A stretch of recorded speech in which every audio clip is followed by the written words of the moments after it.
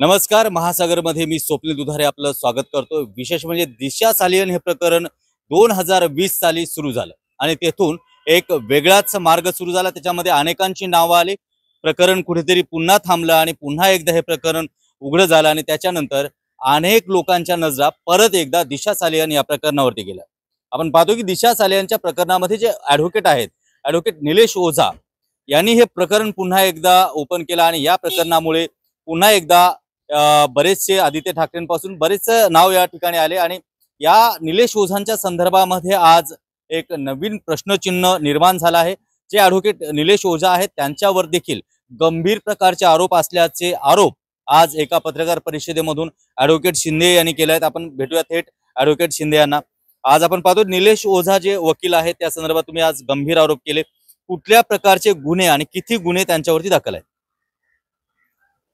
तर निलेश ओझा याच्या विरुद्ध किती गुन्हे वगैरे आहे, जे मानवी हक्क आयोगाचा जो 2017चा आदेश आहे, 12 एप्रिल 2017चा जो आयोगाचा जो आदेश आहे, त्यामध्ये त्याच्या विरुद्ध किती गुन्हे नोंद आहे, कोणत्या पोलीस स्टेशनला नोंद आहे, कोणत्या कलमानुसार त्याचा स्पष्ट उल्लेख आलेला आहे.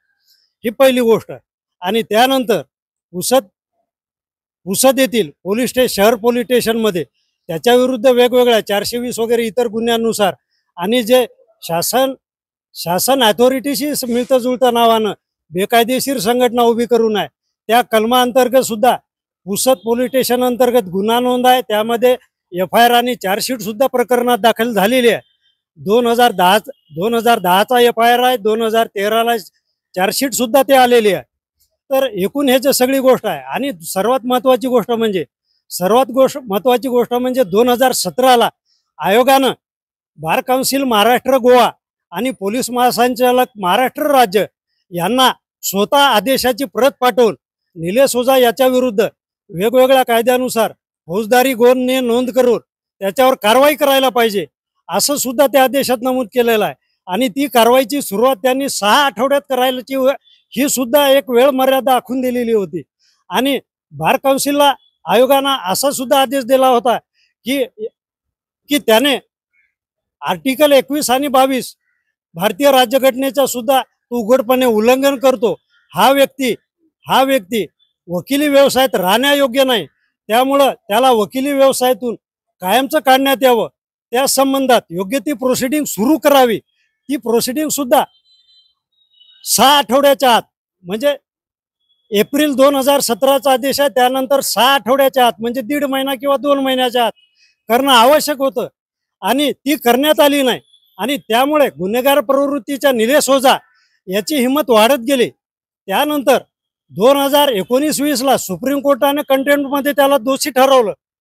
आता अशा प्रकारे जे आहे वारंवार जे आहे, तर माझं स्पष्ट मत आहे, जे माझं मी आता एका थोडक्यात माझी काय मागणी आहे.